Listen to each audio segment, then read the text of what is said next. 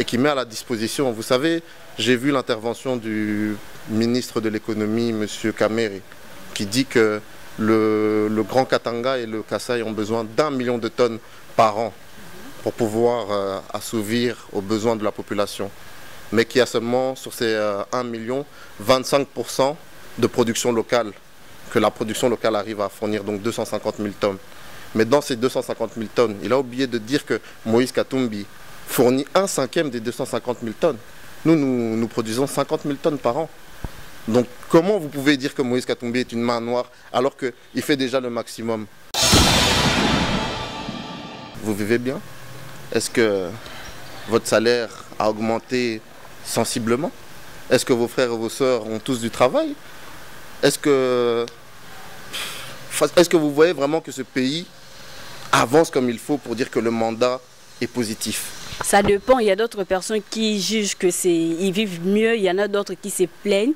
Et ça dépend juste de la personne que vous avez posé la question. Vous voyez? En termes de pourcentage, les personnes qui disent qu'ils vivent mieux, il ne faut pas confondre.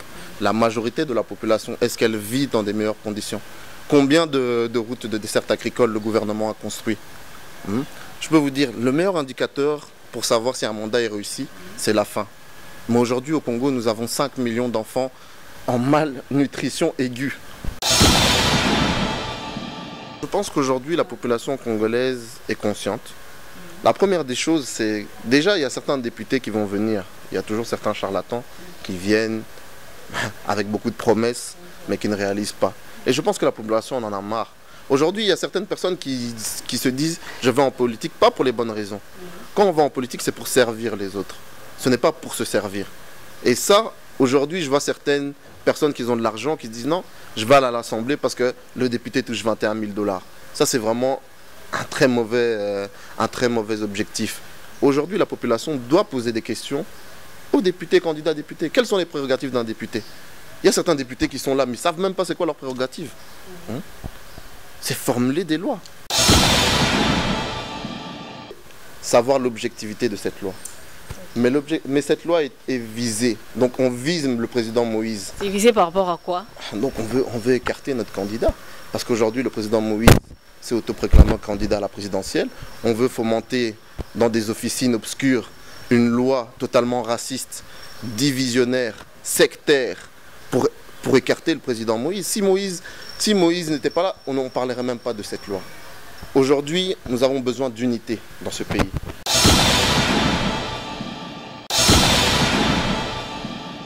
Bonjour à tous, vous êtes nombreux, vous nous suivez dans vos maisons, de partout où vous êtes. Nous sommes venus aujourd'hui pour parler encore concernant la politique de notre pays. Et je ne suis pas seule, je suis en compagnie d'un homme politique qui va essayer de nous parler un peu sur leur vie politique ainsi que leurs propositions concernant leur côté opposition. Et il va essayer de s'expliquer aussi, de se présenter durant notre conversation. Bonjour chers téléspectateurs. Donc je me présente, je m'appelle Jonathan Kienge Kachetou. Je suis un jeune leader et un haut cadre du parti Ensemble pour la République, cher au président Moïse Katumbi Tchapoué. Et donc voilà, ça c'est ma casquette dans le parti. Mais je suis aussi doté d'un diplôme en sciences politiques de l'Université libre de Bruxelles. Donc voilà, et en dehors de ça, j'ai aussi une ONG qui soutient les plus démunis dans le Haut-Katanga, plus précisément à Lubumbashi. Donc voilà, j'ai des multiples casquettes, mais aujourd'hui je pense qu'on est venu sur la casquette de l'opposition et du parti. Donc voilà. Merci beaucoup, Monsieur Jonathan. Nous allons parler sur quelques actualités de notre pays. Vous étant que... Parce que vous représentez l'opposition, vous êtes de l'opposition, vous êtes le mieux placé pour pouvoir donner des éclaircissements au public qui nous suit par rapport aux rumeurs qui sortent, aux préjugements des gens. Nous allons connaître plus auprès de vous.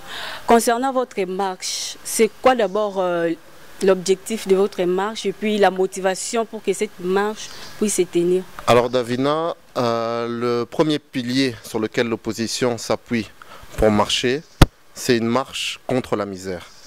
Vous pouvez constater que la population congolaise vit vraiment dans une misère nauséabonde. j'aimerais le dire, c'est vraiment une misère nauséabonde. Et d'ailleurs, je pourrais même dire que au fur et à mesure que les années avancent, au plus en plus la misère est en train de se creuser. Est-ce que vous pouvez vous imaginer, Davina, qu'aujourd'hui on est dans un pays où on dit que le Congo potentiellement est le pays le plus riche au monde, mais le plus pauvre en matière donc économique. Si je prends quelques chiffres, imaginez que le PIB du Congo est aux alentours de 65 milliards de dollars. Si on est à peu près à 100 millions d'habitants, 100 millions de Congolais ici. Si vous faites le calcul, ça vous donne à peu près 650 dollars par an qu'un Congolais produit. Donc si vous divisez ça par 365 jours, ça fait 1,78 $. Est-ce que vous pouvez vous imaginer que donc, la majorité des Congolais vivent avec 1 dollar par jour? Et nous ne pouvons pas accepter ça. De l'autre côté, vous voyez que 1% de la population, nos politiciens, touchent par exemple, un député touche 21 000 dollars. Si on fait le même calcul, ça fait qu'un député consomme 700 dollars par jour. Mais dans un pays où, par exemple, nous sommes partis au camp Luka récemment avec le président Moïse, où il n'y a même pas de route, il y a même un retour à l'insalubrité. Vous imaginez que le choléra a repris ici au Congo, chose vraiment impossible. Donc ça c'est le premier point, la misère. Deuxième point vraiment, et pas le plus négligeable, c'est l'insécurité. Donc on veut marcher contre tout ce qui se passe dans le pays, l'insécurité. Aujourd'hui, il y a une recrudescence de l'insécurité partout dans le pays et ce n'est pas normal. L'État doit faire quelque chose pour vraiment pour lutter contre cette insécurité. Regardez Bunangana. Bunangana est occupé depuis combien de mois par le M23? Kiwanja, Rutshuru. Aujourd'hui, maintenant, on commence même à avoir des insécurités à l'ouest, avec Menkao, Maluku, où il y a des... Donc c'est même pas... c'est des tueries. Est-ce que le Congolais, vraiment, est-ce que le Congo est un abattoir pour qu'on puisse venir vraiment marcher sur les Congolais comme ça? Donc nous, en tant que citoyens congolais, nous devons marcher pour protester contre ce qui se passe dans le pays. Ça, c'est le deuxième point, l'insécurité. Et puis le troisième point, vraiment le plus important, c'est les élections crédibles. Nous marchons pour faire valoir nos droits en tant que citoyens. Nous voulons des élections crédibles, libres et transparentes et inclusives. Donc ça, c'est les trois points pour lequel nous, l'opposition, nous avons décidé de marcher et que nous sommes derrière nos leaders, le président Moïse Katumbi. Et donc voilà, c'est pour cela. Merci beaucoup de nous répondre. Je crois bien que tout le monde est satisfait de la réponse de notre messie Jonathan.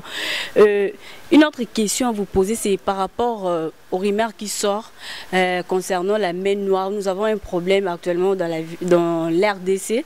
Il y a une perte, en fait, une crise économique au niveau de maïs, mais l'on dit que, vous le savez tous, que c'est M. Moïse Katumbi qui est derrière cela. Comment pouvez-vous nous expliquer ce rumeur-là? En tout cas, je trouve ça grave hein, pour un pays comme le Congo et des gens qu'on dit des hommes d'État, devraient être des hommes d'État qui ont toute la légitimité du pouvoir et qui critiquent un monsieur comme Moïse Katumbi qui est dans ses affaires, qui n'est ni dans le pouvoir, ni dans le gouvernement, qui est un opposant, un citoyen comme tout le monde, d'avoir bloqué la farine de maïs en Zambie. Est-ce que Moïse Katumbi est un super héros pour aller voir le président zambien pour bloquer? D'ailleurs, moi je veux vous dire, Davina, ça c'est des foutaises. On est en train de cibler un homme qui se bat pour l'intérêt du pays. Moi, que vous voyez ici, je travaille dans la société de M. Moïse Katumbi qui fait le maïs. Est-ce que vous savez que M. Katumbi cultive du maïs pour essayer de résoudre justement ce problème et qui met à la disposition? Vous savez, j'ai vu l'intervention du ministre de l'économie, M. Kamere, qui dit que le Grand Katanga et le Kasaï ont besoin d'1 million de tonnes par an pour pouvoir assouvir aux besoins de la population. Mais qui a seulement sur ces 1 million, 25% de production locale, que la production locale arrive à fournir, donc 250 000 tonnes. Mais dans ces 250 000 tonnes, il a oublié de dire que Moïse Katumbi fournit 1/5 des 250 000 tonnes. Nous produisons 50 000 tonnes par an. Donc comment vous pouvez dire que Moïse Katumbi est une main noire alors qu'il fait déjà le maximum pour essayer de résoudre cette crise, mais en tant qu'une personne qui n'est pas dans le gouvernement? Donc c'est de la foutaise. Je pense que ces hommes d'État doivent essayer, au lieu de jeter la pierre sur quelqu'un, doivent essayer de résoudre les problèmes, les réels problèmes du Congolais. Ce n'est pas dans le commérage en disant Moïse Katumbi est une personne comme tout homme. Vous, préoccupez-vous du problème du Congolais. Donc d'après vous, ce sont de faux témoignages portés contre lui? C'est des faux témoignages. S'ils ont besoin d'aide, qu'ils viennent ici à l'école. On va les montrer à Futuka comment on fait pour planter du maïs, pour résoudre. Il n'y a pas de problème, nous on est là. On peut nous consulter. Le président Moïse est là pour leur montrer. Au lieu de vaquer dans les commérages et dans des foutaises. Ok, merci beaucoup. Nous sommes toujours là avec nos questions. Et d'après vous, étant que citoyen congolais, il y a nos confrères et nos consoeurs qui nous suivent. S'il faut juger le mandat actuel, comment serait votre jugement par rapport à tout ce que vous voyez? Madame, je vais vous poser une question pour juger le mandat. Est-ce que vous vivez bien? Est-ce que votre salaire a augmenté sensiblement? Est-ce que vos frères et vos sœurs ont tous du travail? Est-ce que vous voyez vraiment que ce pays avance comme il faut pour dire que le mandat est positif? Ça dépend. Il y a d'autres personnes qui jugent qu'ils vivent mieux. Il y en a d'autres qui se plaignent. Et ça dépend juste de la personne que vous avez posé la question. Vous voyez? En termes de pourcentage, les personnes qui disent qu'ils vivent mieux, il ne faut pas confondre. La majorité de la population, est-ce qu'elle vit dans des meilleures conditions? Combien de routes de dessert agricole le gouvernement a construit? Je peux vous dire, le meilleur indicateur pour savoir si un mandat est réussi, c'est la faim. Mais aujourd'hui, au Congo, nous avons 5 millions d'enfants en malnutrition aiguë, en situation de malnutrition aiguë. Moi, je trouve ça inacceptable, comme dans un pays comme au Congo, que 5 millions d'enfants soient en situation de malnutrition aiguë. Hein, madame? Donc déjà ça, c'est un facteur très important. Le chômage, ne parlons même pas du chômage aujourd'hui. Nous avons un chômage au plus haut niveau. Qu'est-ce qui cause tous ces chômages? C'est le gouvernement. Le gouvernement ne prend pas ses prérogatives en charge.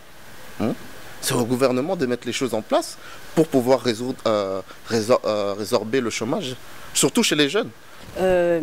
Si un jour vous êtes voté, vous êtes élu comme étant un candidat, soit comme étant à la tête du gouvernement, que proposerez-vous de mieux qui va amener le pays au changement? Alors madame, c'est simple. Aujourd'hui, si Ensemble prend le pouvoir et arrive à la magistrature suprême, avec bien sûr une majorité absolue, la priorité du président Moïse, c'est de restaurer la sécurité dans tout le pays. Parce qu'on ne peut pas parler de développement sans union nationale, sans sécurité. Récupérer, donc instaurer l'intégrité territoriale ici au Congo. Mais ce n'est pas seulement la sécurité au niveau de tout ce qui est bandits, groupes armés, mais aussi la sécurité judiciaire. Je pense que dans un pays, il faut vraiment une sécurité judiciaire bien assise, un état de droit, quelqu'un où on peut défendre vraiment la property, donc les biens. Vous voyez qu'aujourd'hui, partout au Congo, il y a beaucoup de conflits parcellaires, des conflits par rapport aux biens. Tout ça, c'est vraiment instaurer cette sécurité. Un climat de confiance où les hommes d'affaires pourront venir investir au Congo. Que le climat d'affaires soit sain. Ça, c'est la première priorité. Deuxièmement, nous allons faire en sorte d'allouer nos ressources à nos priorités. Quelles sont les priorités aujourd'hui du Congo? La faim. De faire en sorte que chaque Congolais puisse avoir mangé au moins un repas par jour. Deuxièmement, c'est les infrastructures. Avoir des routes de dessert agricole qui relient, donc qui puissent faire marcher l'économie. Ça, c'est vraiment très important, capital. Et puis, troisième axe très important pour Ensemble, c'est le capital humain. Faire en sorte de revaloriser le capital humain. Ça, c'est un point très important pour le président Moïse. On a une jeunesse la plus productive d'Afrique, mais il faut l'encadrer.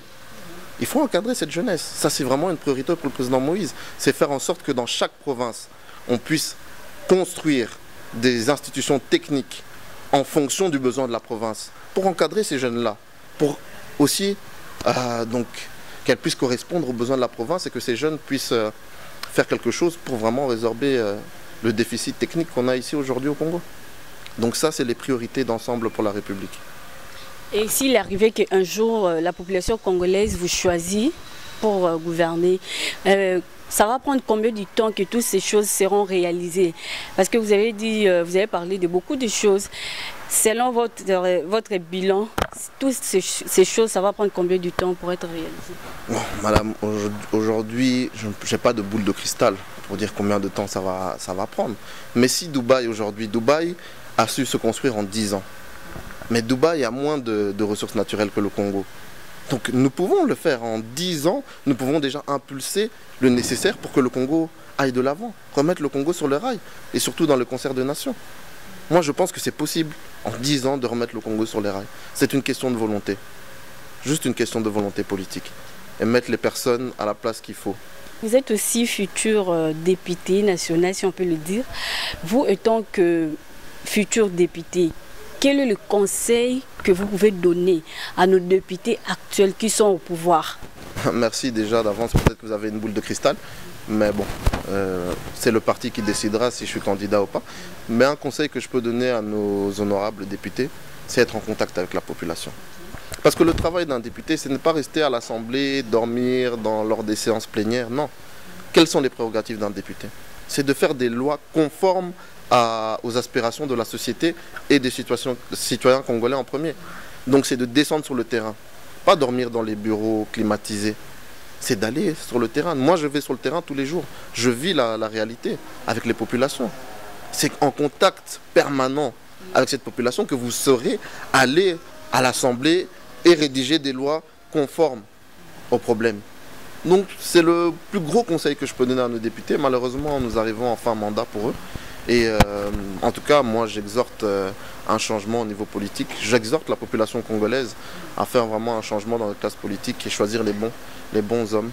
Et surtout, comment reconnaître le bon député? Parce que tout le monde vient avec l'idéologie de maintenir la paix, de changer la vie sociale, de faire ceci, mais arriver au pouvoir 2 ans, 3 ans, ce ne sont plus les mêmes choses qui se répètent, vous voyez.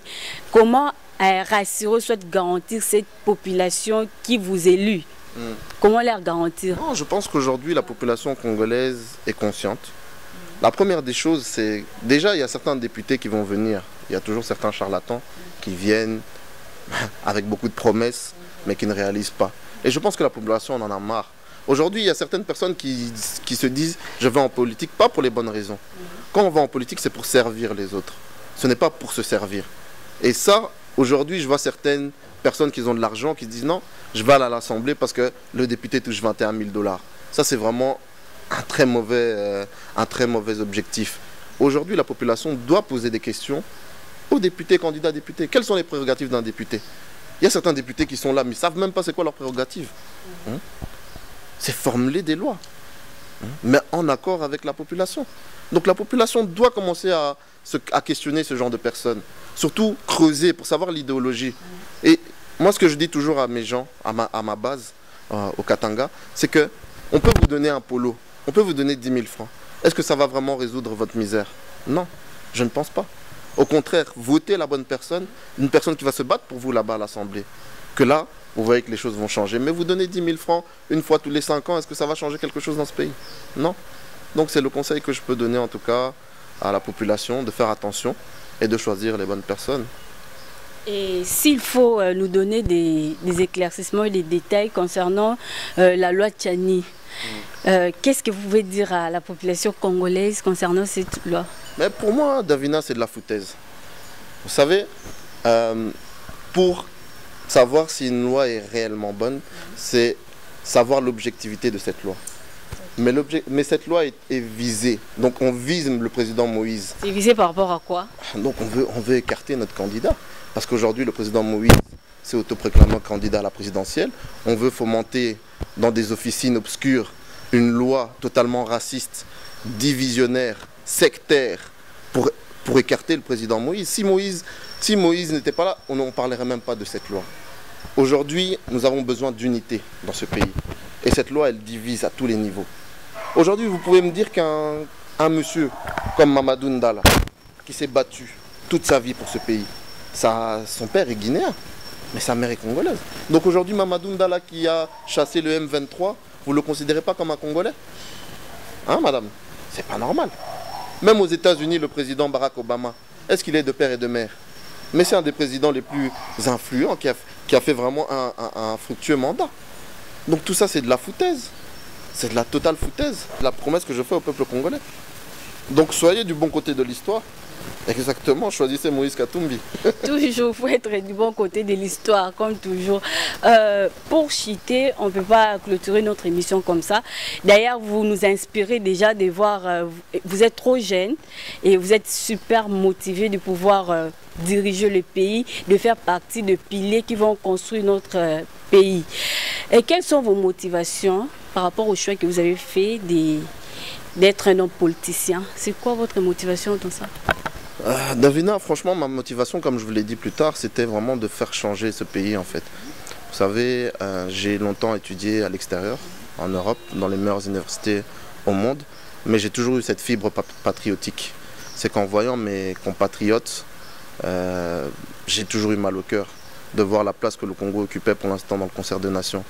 Quand on parle du Congo, c'est toujours des viols, la guerre, mais il n'y a personne qui se bat pour faire changer les choses. On ne parle jamais du Congo en bien. Et moi, c'est ce que je voulais incarner, c'est le changement.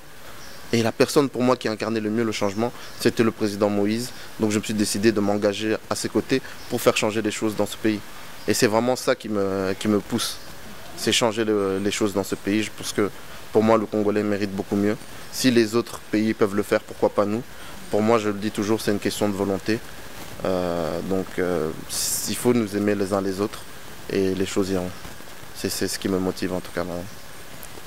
Ok, merci beaucoup. Vous nous avez vraiment répondu très bien. Et quel est le conseil que vous allez donner à nos jeunes qui nous suivent à la maison, mais qui ne sont pas en fait motivés, soit qui n'ont pas ce souci-là de pouvoir servir leur pays dans le bien? Parce que aujourd'hui, nous le voyons tous, il y a des gens qui sont là juste que pour analyser le fait qu'eux-mêmes n'arrangent pas. Vous êtes là. Vous voyez un jeune conscient, il étudie même, c'est un étudiant, mais vous voyez, il se comporte d'une manière bizarre. Il prend des bouteilles, des histoires, il jette dans la rue, sans pour autant se rendre compte que lui-même aussi, il est là, il est un élément, ou soit un acteur principal pour pouvoir ramener le pays aussi au changement. Quel est le message fort que vous, étant que jeune, vous pouvez donner, ou soit transférer à cette jeunesse congolaise qui vous suit? En tout cas, un message à la jeunesse congolaise, c'est ne pas de se décourager. C'est vrai qu'aujourd'hui, nous tombons dans un état failli, où nos dirigeants n'encadrent pas la jeunesse. Mais le conseil que je peux donner, c'est ne vous découragez pas. Vous savez, dans les pays où il y a eu des changements de régime radicaux, c'est les jeunes qui sont à la base de ça. Et donc moi je me dis, il faut que nous les jeunes, nous soyons éveillés. Nous ne pouvons pas nous laisser marcher dessus tout le temps, on n'est pas des marchepieds. 60% de la population congolaise, c'est des jeunes entre 18 et 25 ans. Donc nous sommes une force aujourd'hui dans ce pays. Nous devons en être conscients et ne pas se décourager. Certes, le gouvernement ne remplit pas ses tâches, mais nous aussi, soyons veillés. Continuons à bousculer les choses et vous verrez que ça ira dans le futur. Une fois que nous aurons des dirigeants consciencieux, les choses vont aller de l'avant. Mais c'est à nous de commencer à balayer devant notre porte et de maintenir les choses à flot. Donc ne vous découragez pas et il faut vraiment lutter. Si on ne lutte pas pour notre pays, on risque de le perdre et c'est à nous les derniers remparts pour changer les choses dans ce pays. Donc c'est le conseil que je peux donner. Merci beaucoup. C'était le conseil de notre cher Jonathan Kienge. Il est aussi jeune comme nous. Il nous a transféré quelque chose de bien, de très important pour notre bien-être ainsi que pour notre société. Et pour continuer notre discussion, on est encore là. Nous aimerions bien savoir si votre ONG, pourquoi vous avez choisi, vous avez ciblé plus les enfants? Vous avez dit que vous avez une ONG, si vous pouvez bien nous en parler. Oui, donc le nom de mon ONG c'est SOS Enfants d'Éden et je m'occupe majoritairement, c'est des orphelins. Comme je vous ai dit, on est une force. Nous les jeunes, on est 60% de la population congolaise. Et comme j'ai dit, c'est une question de volonté. Je n'ai pas besoin d'avoir des millions pour aider mon prochain. Donc c'est comme ça que cette idée est venue, SOS Enfants d'Éden. Déjà à Kamafouissa, localité située à plus de 30 km de Lubumbashi, l'image a traduit d'elle-même l'accueil chaleureux que ces jeunes du parti cher au président Katumbi ont reçu. À la tête de cette délégation, Jonathan Kienge Kashitu, En pleine sensibilisation, pas une seule parcelle sans Moïse Katumbi. Moïse Katumbi,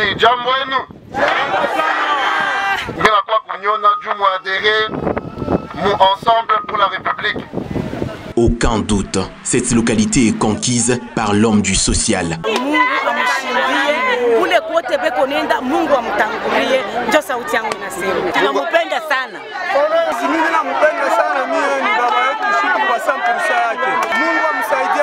La machine, pas une seule parcelle sans Moïse Katumbi, tourne à grande vitesse. Donc il ne peut pas avoir une parcelle sans Moïse Katumbi, sans Ensemble pour la République. Donc voilà, c'est pour ça que je suis venu. Ensemble on est fort. Pamoja, tout comme vous, Pamoja, tout à. De la route Likassi, ils se sont rendus au quartier Poléni, situé dans la commune annexe pour la même mission. L'instant est crucial. Jonathan Kienge et toute sa délégation ont prêché ce leader politique incontesté, Moïse Katumbi. Bantu bote basha kujua partir à Moïse. Ça, il faut tout me soutenir. Il faut tout me Congo à Moïse. Parce que souhait tout nini. Ninchi yende kumbele. Tout qu'on a besoin nini. Tout qu'on a besoin de maï. Tout qu'on a besoin d'électricité. Tout qu'on a besoin de kaji. Donc tout qu'on a besoin namwe bote. Tungane, tukwe pamoja tutaweza, pamoja tuko nguvu, parce que tuko ensemble. Comme à Kamafwisa, c'est justement la même détermination qui caractérise les habitants de ces coins de la ville.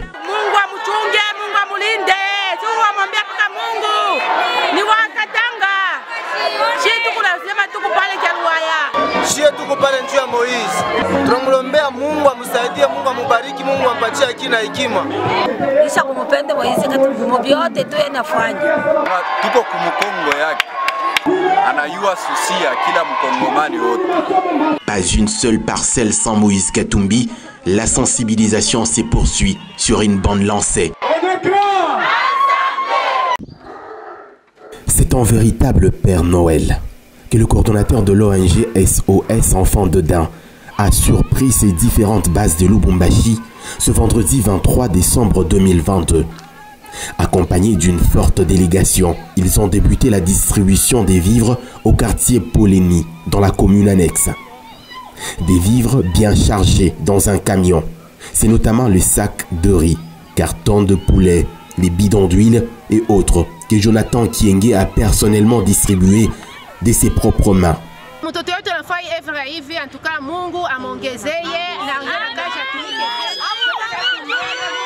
De la commune annexe, ils se sont rendus à la Kamalondo pour les mêmes gestes de générosité.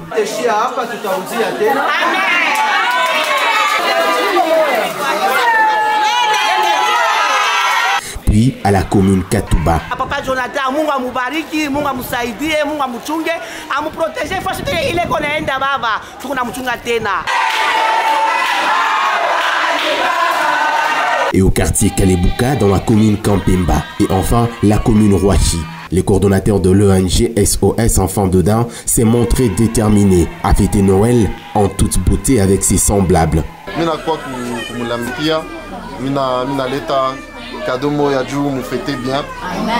que ma maman. Et puis en tout cas, et donc, partout, ça a été la même joie, ou presque, que l'ONG SOS Enfants de Dain a propagé à la population de Lubumbashi. Garantie soit que vous pouvez donner aux Congolais qui aimeraient bien participer aussi. Est-ce qu'il n'y aura pas de désordre, il y aura la sécurité partout? Essayez un peu de nous expliquer. En tout cas, je ne peux pas promettre qu'il y aura de la sécurité partout parce que vous l'avez dit vous-même. C'est pas normal qu'à chaque fois que l'opposition marche, on veut essayer de les cadenasser et qu'on crée de l'insécurité. Ça, c'est pas normal. C'est au gouvernement de sécuriser les gens. Même les gens de l'opposition, normalement, doivent être sécurisés par l'État. Mais vu que nous sommes dans un État failli, on rate toujours ça. On veut museler l'opposition. C'est pour ça que je revendique d'autant plus mes droits. C'est ce que j'ai dit. Les citoyens congolais doivent revendiquer ses droits et ne doivent pas avoir peur de quelques personnes qui veulent essayer d'intimider. Non, les droits du Congolais sont fondamentaux, sont les droits du citoyen congolais parce que les choses ne vont pas comme elles doivent aller. Vous comprenez? Donc nous sommes en train de sensibiliser les gens à ça, à dire que déjà notre président c'est un pacifiste. Le président Moïse est un pacifiste, n'aime pas les conflits, n'aime pas la guerre. Et donc nous suivons sa vision. Nous allons marcher de niveau pacifiste. Et s'il y a des personnes qui viennent avec un autre objectif, nous allons essayer de les marginaliser et exactement. Mais ça aussi, c'est aussi le travail de la police, de sortir ces gens-là proprement de la marche. Parce que tout le monde, c'est vrai, ne vient pas avec les mêmes objectifs. Mais en tout cas, dans la sensibilisation, c'est marche pacifique pour revendiquer les droits du Congolais et surtout se battre contre l'insécurité, la misère et les élections. Je répète, venez, soyez tous là le 20 mai, derrière la vision du président Moïse Katumbi Tchapwe. Ok, merci beaucoup. C'était pour nous un grand plaisir de recevoir M. Jonathan Kienge qui nous a parlé des choses concernant l'air parti ensemble. Il nous a donné quelques détails ainsi que quelques précisions qu'on n'en avait pas avant. Et ça va nous servir, ça va aussi essayer d'arrêter quelques rumeurs. Parce que lorsque une chose est déjà éclairée, je ne sais pas si ça va servir encore à quoi, de demeurer dans des rumeurs. Merci à tous, à toutes ces personnes qui nous ont suivis. Restez connectés donc sur Cléboa TV pour suivre notre émission des...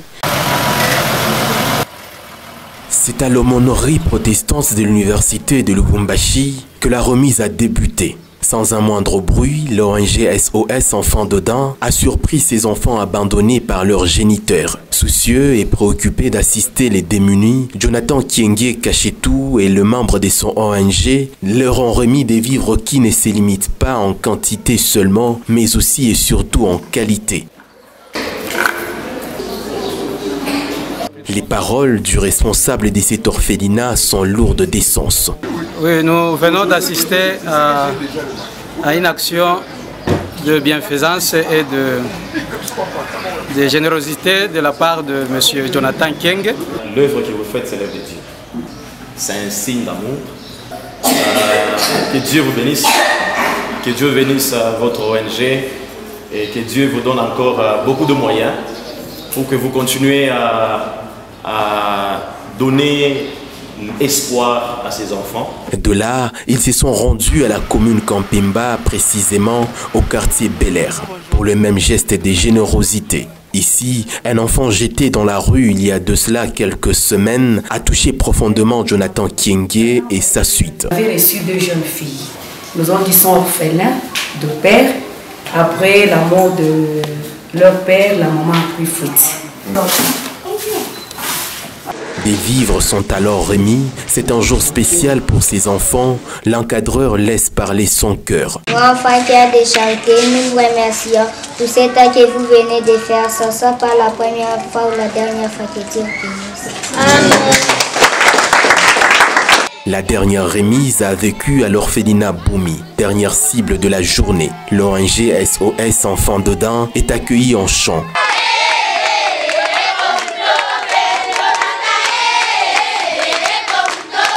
Ici, c'est pour la énième fois que Jonathan Kienge Kachetou pose ces gestes simples mais qui sauvent.